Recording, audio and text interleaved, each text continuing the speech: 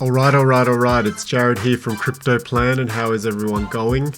And I thought I'd just pop in and give some fresh analysis on the XRP chart because some time has passed since the news events, and I think I'm starting to really zoom out and have a look at the big picture of where these cryptocurrencies are going, because I think it's very easy to get sucked into the small time frame of like, I want my coin to pop, I want the alt season to happen, I want these massive gains immediately. And we've got to understand that these particular currencies are very new, and mass adoption is not here yet. So we are still in the stage where they are not valuable, but they are gaining value, if you know what I mean. So I'm going to run through a few things that just kind of puts things into perspective, but also gives us some like really kind of optimistic price targets or some regions where it can run to at least. But before we do that, please like the video, subscribe to the channel, and click the notification bell if you like the kind of macro zoomed out view of and analyzing these charts. So today I found a chart with a lot of history. So it's the Poloniex 1 week chart, and I have put a couple of trend lines on there already. I've set it up with a yearly and a 3-yearly moving average, simple moving average. I've got our volume on there, I've got our RSI on there, and I've got the distance from the MA. So I'm going to change that right now to the distance from 52. So distance from the yearly moving average. All right, so you can see there that in the 2 alt seasons it deviates from its yearly moving average by a large amount, and right now we are very, very close, if not below it. No, we're just above it, I believe. So anyway, it doesn't matter. You can just see that there's a small amount of red lines there, and in the alt seasons there's a large amount of red lines there, right? So that's all we need to know there. Now, so this bottom trend line, kind of using it to connect a few dots here. So if we zoom in a bit and kind of get a better picture. So we've got the recent price action here. So where it had dipped in March, it dipped again after that consolidation, kind of tested again there. And then recently it tested it again. So I've dragged that all the way back, and then you can see that even in the early days, we've got it testing this line.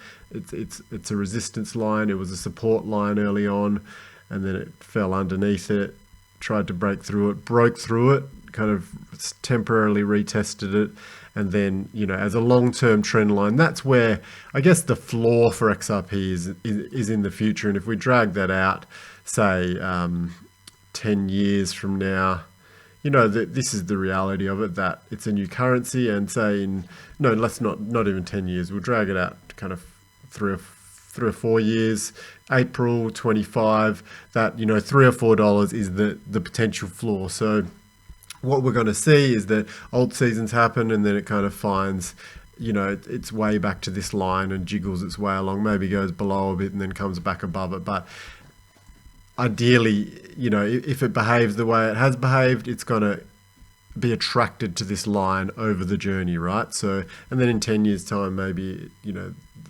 that's the base of that is 30 or 40 or 50 or 100 or whatever XRP was designed to be, or that it needs to be higher liquidity, or whatever the plan for it is. Now, we have also another upper trend line there, so you can see just using 2 touches there, and that's showing the kind of bullish side of the upward wedge, so of the adoption kind of area, if you like. So if for some reason crazy FOMO happened in the next kind of bull cycle, you're looking at that as your upper limit. And if you ever got anywhere near that line, that would probably be a good sell target. Now, I highly think that that's unlikely. I mean, I highly think that that's likely because I think so much money would have to flow into XRP alone to get there, but you never know. You never know what the markets do, right? So, and then the most important one we've got here is this bearish trend line. So from the 1st of January 2018, we basically descended along a bearish trend, and then recently we found quite a few touches on that, and when it tried to break through that 22.5 cent level, then popped out of there, then kind of used this line as resistance, as support, sorry. So it was kind of a resistance line for a long time, and now it's a support line.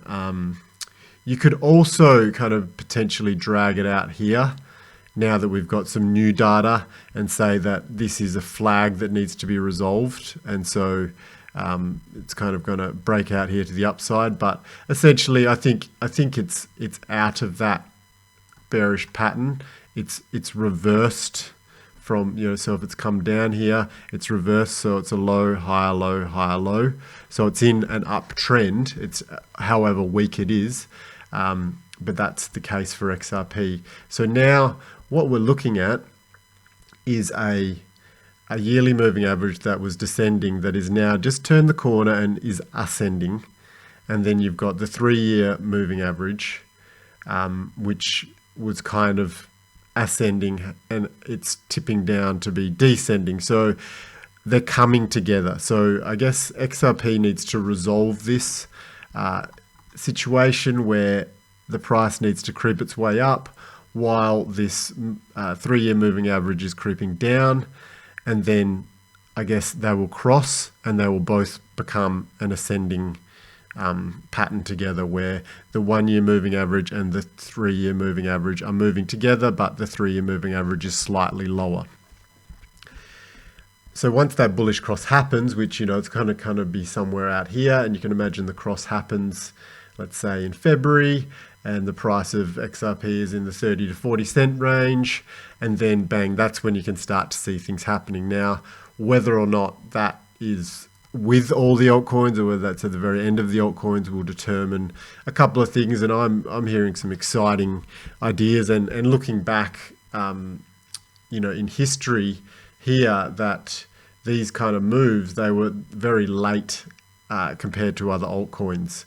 The altcoin market cap may have been breaking into new all-time highs back here in, around here in March of 2016, while XRP took until March 2017 to actually fire off into an alt season. So there was a lot going on in cryptocurrency. Bitcoin, altcoins were moving, Ethereum probably was moving, yet XRP was very laggard, and I believe that'll be the case again. So there's this idea that if you make gains early in some of your altcoins, that you could potentially exchange them or cash out and then buy into XRP if it hasn't taken off yet, and then have a large multiplier effect in your gains. But that is definitely not financial advice. That's just a unique idea that really kind of appeals to me, for anyone out there that really wants to become the power unto themselves, as in, be able to do new things with, large reserves of cash to help you get where you want to go in life and achieve your goals, or, more time with the family, whatever it is. These are the sort of plays that, with high risk, yes, but can kind of turn your life around in a short period of time, as in over the next year.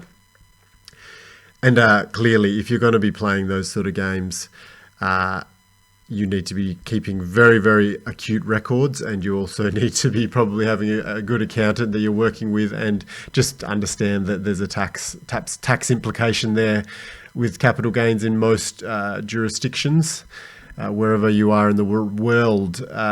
So yeah, that's kind of it for XRP. I think we're looking at here, if we're calling that the crossover point, the start of February is a very defining moment for XRP.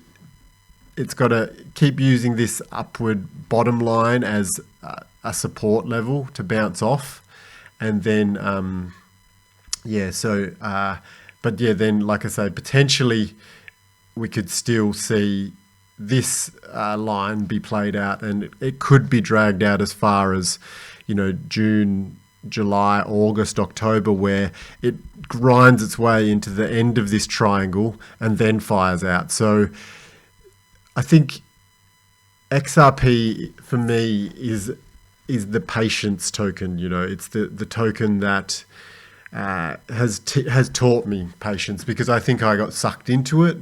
Well, initially it was a long shot of putting 100 quid into it and hoping for the best. And then once I learnt about it and heard about these bull runs and how much percentage gains there could be, I was impatient. I wanted it to happen so quickly, because that's what happens, right? You buy into these things wanting it to go to the moon instantly. But now it's developing a large kind of a Zen patience in me, because it's just, I've turned down the noise.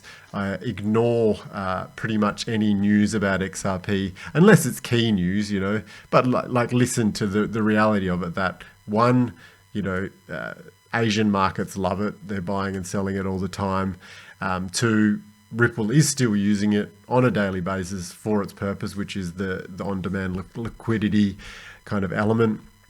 And three, like true hardcore XRP hodlers and investors, not investors, people that are, hoping that the thing goes up based on an alt season, are serious about it, and they're accumulating heavily in the dips at the moment. And you can see that, we've had 3 major dips to accumulate in, and we've had a 12 to 11 cent dip. We've had this 22.5 cent dip here, and then we've kind of, some people got it back down again at 17 cents again, but possibly even, anything around 22 cents there again has been 3 good accumulations points there for the expert traders out there. And I've seen a few of them that have done really well, starting here, selling out here, and then buying back in here and increasing their bags by massive proportions, turning, let's say, 50,000 XRP into 450,000 by that one trade of buying in March, selling out in November, and then buying back in on that dip, like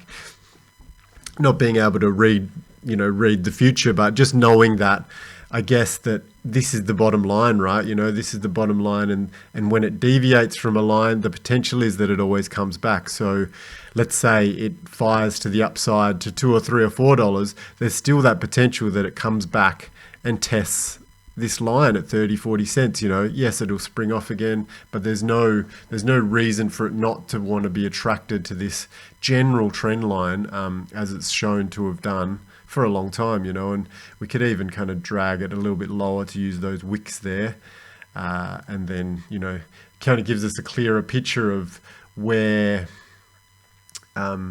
we're at. We're kind of in a space where we're either going to slowly grind up along here, or we're going to fire out, test the upper edge of this, fire back down, and then bounce on out.